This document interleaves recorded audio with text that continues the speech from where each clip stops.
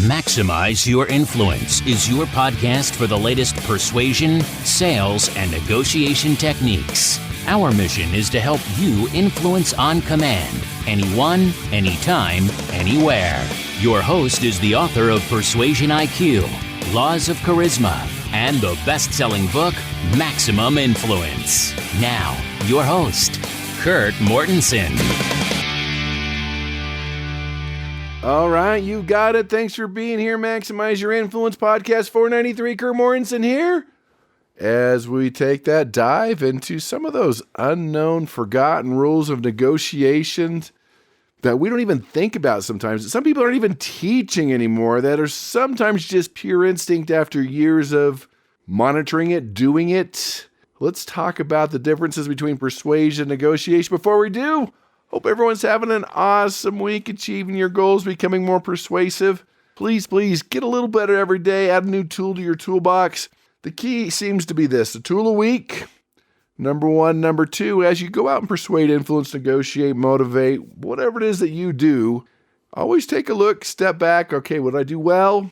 What can I do better? Fine tune, get better. Because you can't fix the things if you don't know they're broken, or you're not doing them the right way, or you're using the tool in the wrong way.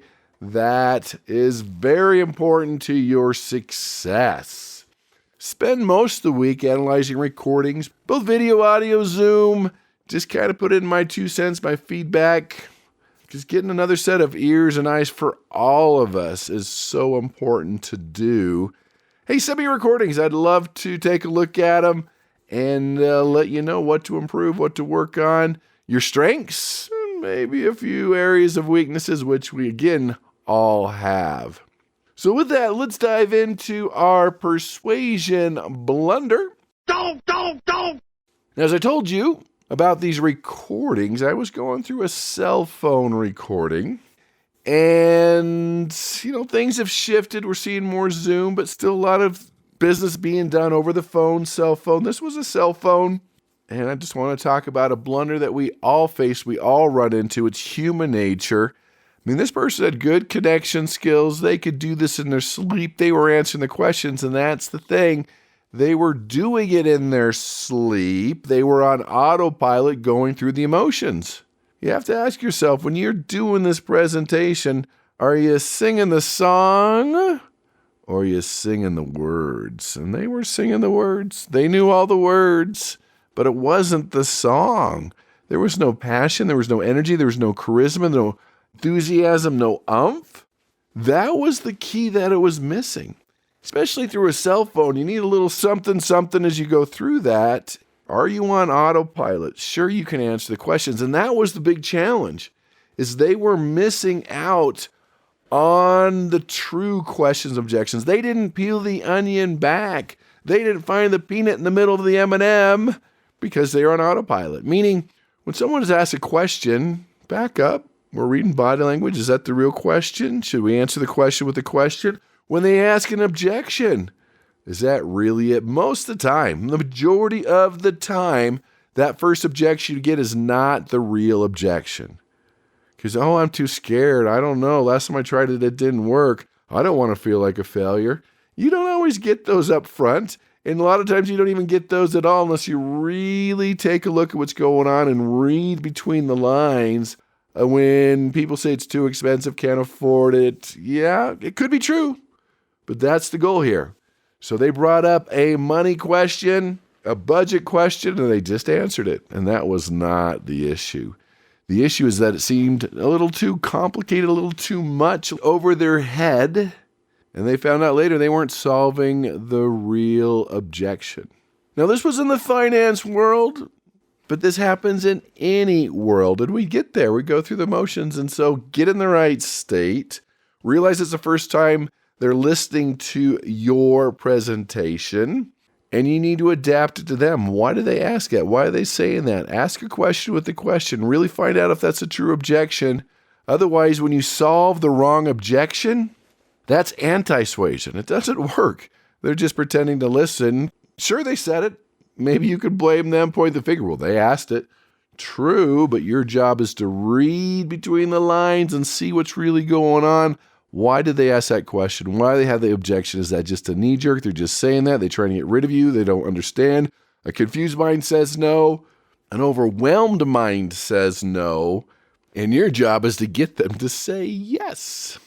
And you do that by singing the song, not the words, truly reading into their body language or their tone or why they asking that. You're peeling the onion back, finding the peanut and the peanut M&M.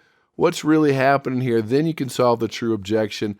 That's the blunder. And it's something we all have to deal with, especially if it's your 10th call of the day or 10th presentation or you're not feeling it or you didn't get a good night's sleep. Get it.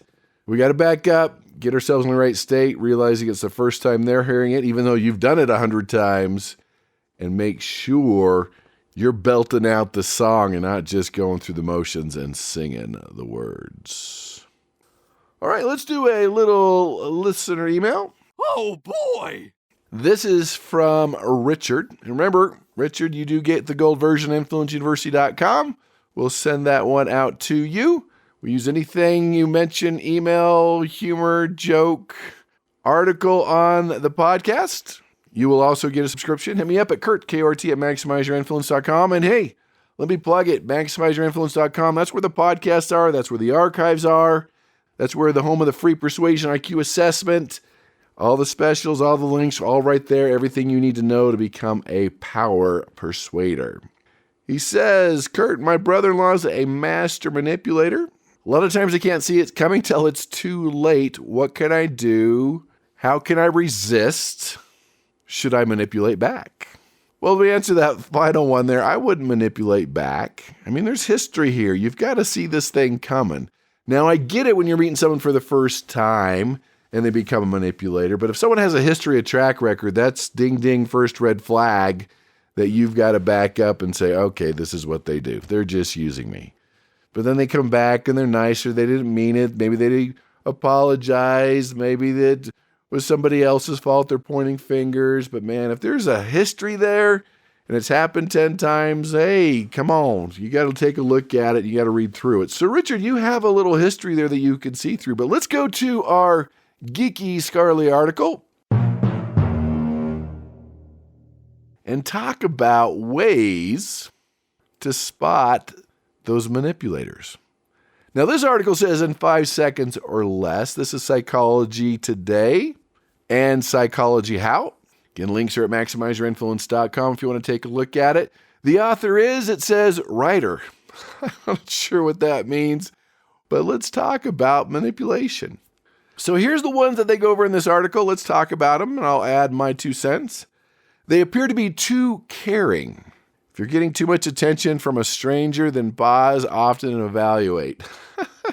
And it doesn't have to be a stranger. It could be a brother-in-law. You get the phone call. Hey, how you doing? Remember that favor I did for you? What's going on? You're like, deep down, what do you want? What's going on? They just don't call out of the blue. So it doesn't have to be a stranger. It could be a family member that all of a sudden calls you up. What's going on? What's happening? How's your life? You're like, ding, ding, wait a minute. What's going on? What's happening? That could be a red flag. And this could even be someone you just met recently or started working with. Your best friends all of a sudden. It could be true, but you're looking for a couple red flags here. Like, oh, watch out for the manipulation. Another technique they use is when you point out anything that's suspicious, they're going to start blaming you. You're like, whoa, where'd that come from? It's your fault. They're blaming you. It's to divert attention, divert the questions, to take you off course. We see that all the time. You even see that in negotiation. So let me add, this type of person is accusing you of lying because they're lying. It's called deflecting. It could be gaslighting, trying to make you feel like you're crazy. You don't remember it right. They remember it right. All right, next one, what they call brownie points, I guess benefits. They will slowly instigate you against the ones that you're close to. You start suspecting your loved ones, something's up, something's going on. Cults do this too, where you're not even allowed to talk to your family. They turn you against them. They're out to get you. You don't even talk to them. So they'll just turn against people you know, what they said or supposedly said, what they did, what they said against you. They're out to get you. That can be manipulation, so you're on their team and you feel like they have your back. Next one says most manipulators are good communicators. They know how to extract your thoughts. You love that word? extract your thoughts without revealing anything about others. So let's dig a little deeper on that one. We have to go back to history. Have they done this to you before? Have they done this to others? And this is the thing where you're like, whoa, how did that happen? But great communicators can lead you down that path where you feel like you came up with a solution, that you feel like you should give them money, that you should, whatever they want is a form of great communication. They're not using it for good, but that's what great persuaders do. They plant that seed. You feel like it's your idea, but it was never really your original idea. Next one, most manipulators tell you emotional stories. They're lying, it's fictional. So when someone tells you a story, they're trying to trigger guilt or remorse or trying to get you to do something based on that story, that could be a red flag. Notice they're going to just do a little bit at a time, ask for a little yes at a time, a little money at a time, whatever it is that they want, a little favor at a time, let you to bend the rules a little bit at a time, is all forms of manipulation. So Richard, there you go. All those links are posted. Let's get into our content about those unknown and forgotten rules of negotiation. We need to make sure these are in your toolbox. A lot of these I've picked up just from monitoring the negotiations instinct. Some are, most are not taught in a negotiation seminar type setting. So get out your notepads. Let's talk about this. How do you become a better negotiator? Now, first, remember our rule: persuade first, negotiate second, manipulate third. Okay, I'm kidding on the manipulation. Persuasion will bring them to our point of view. Negotiations, give, take, we meet in the middle. Now, remember in these situations that both sides need to be reasonable. Are they reasonable to listen to and hear both sides? Are they willing to come to a solution? Divorce is very simple to solve. But when those emotions get involved, maybe both parties aren't willing to negotiate. In fact, I was teaching in a seminar group of, hardcore real estate foreclosure negotiators, and Bill may have a story of home and foreclosure, $75,000 in equity. The couple just left. They go to the bank, who cares? I guess they didn't realize $75,000, so this person came and said, look, we each take $25,000, I'll do all the work. She approached one of them. Oh, sure, I have $25,000 just for signing this paper. Okay, the other one said, no, that means they get $25,000. All right, logically that makes no sense, but they need to be reasonable. They need to be willing and, of course, open. Maybe there's a better answer, a different way to make the pie bigger. I heard this the other day that you can't negotiate with gravity. Gravity's not willing to negotiate. It doesn't have to negotiate. It's not going to negotiate. That's the first thing to take a look at. So let's go through some of these. First one, dumb is smart. So a couple things here. If you come across as the expert negotiator, too sophisticated, you know too much, that you're the expert, that could create a lot of resistance. You still want to do your research. Lack of preparation is still the number one cause of failure negotiation. You're going to pay with either your time or money. Another one, and you don't want to hear this, that slow is fast.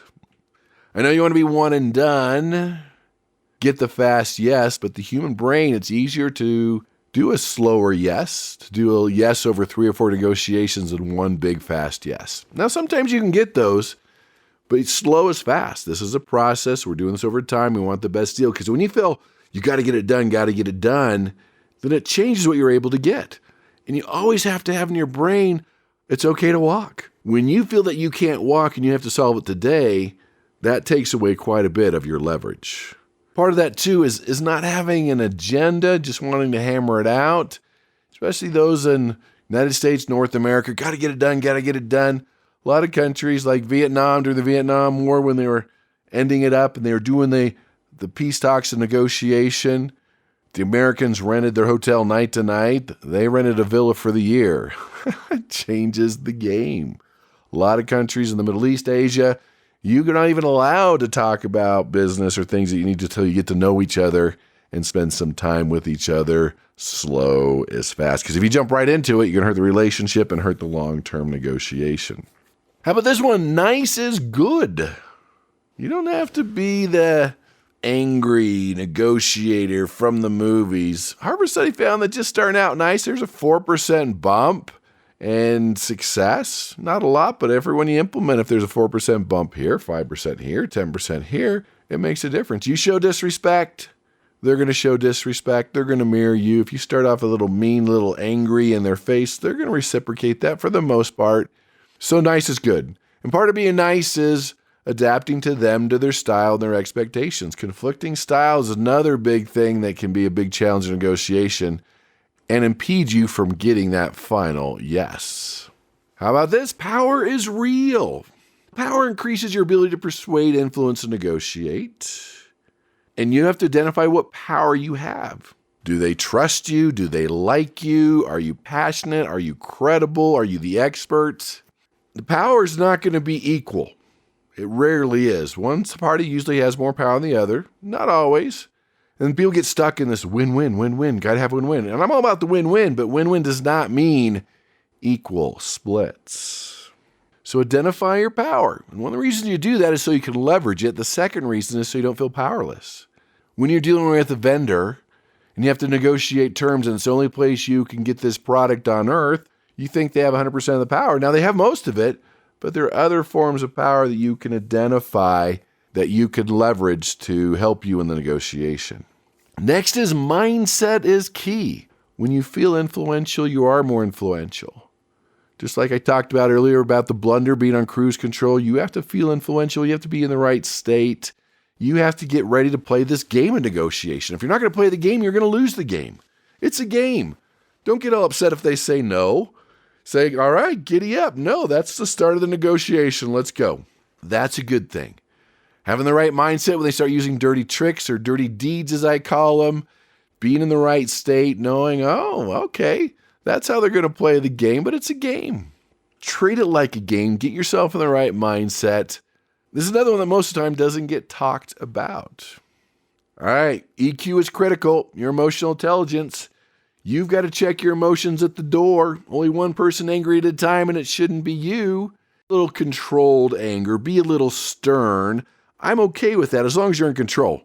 But if you're out of control, blood's left your brain, anger, that's not what we're talking about. So you want to get them emotionally involved. You want to control your emotions. You want to trigger the right emotions.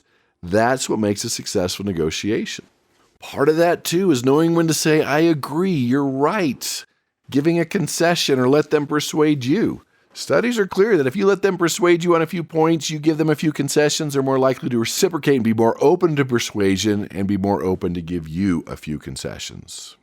Another is the easy is best. What does that mean? Solve the easiest issues first. Everyone goes to the hardest issues and we hit a roadblock and you solve nothing, but solve a few of the basics first. Delivery date, who's on the team, what's the warranty look like, whatever it is, start getting a track record of yeses. Start with the easiest issues first, because there's only one final issue left. Even though it's the hardest, psychologically it's much easier to solve. Next one, match their game. Talked a little bit about this. Hey, if they're going to treat it like a game, you treat it like a game. If they're going to treat it just a casual encounter, we're just talking, you can treat it the same way. If they're going to treat it like a war and they're a psychopath, then you better back up and treat it like a war. So you want to match their game. Are they just kind of basic? Are they going to play, no, this is the game of negotiation? Are they a psychopath treating it like a war? They don't care if there's a loser in this. Then you have to reciprocate that. Not in a negative way. You don't have to cross any lines, but you need to just keep your eyes open on how they're going to play this game. And final one, silence is fun. Every negotiation trains on it, but if you've been to the same training, it gets awkward. But hey, silence is neutral. Don't let it get to you. It's part of the game. For some people, they'll actually lose respect for you if you're the first one to talk. So don't let it get into your head. It's okay for a little silence.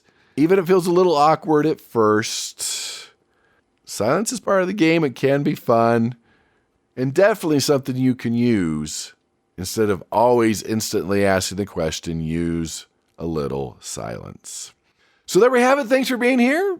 Implement a few of those, kind of the unknown and forgotten rules of negotiation.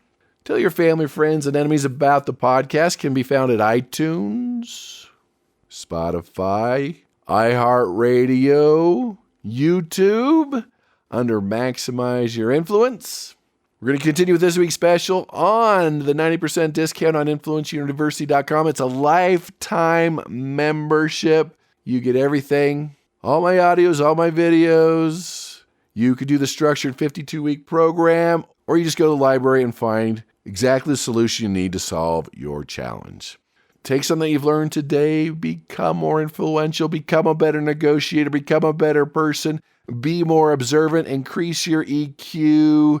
Don't let people manipulate you, and go out and persuade with power.